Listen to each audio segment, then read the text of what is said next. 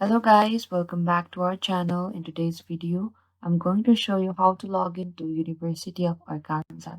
So first you have to open a web browser. I'm preferring Google web browser, and in the top section there's a URL section right over here, and we have to type University Arkansas login, and we have to scroll a bit down over here, and we could see there's a login for returning users right over here. Click on that option.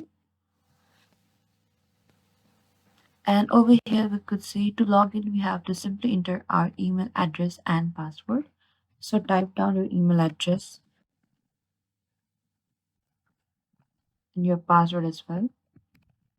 And you can log in and you will be logged into your University of Arkansas account. But if you have forgotten your password, click on this option and you will be able to recover your password.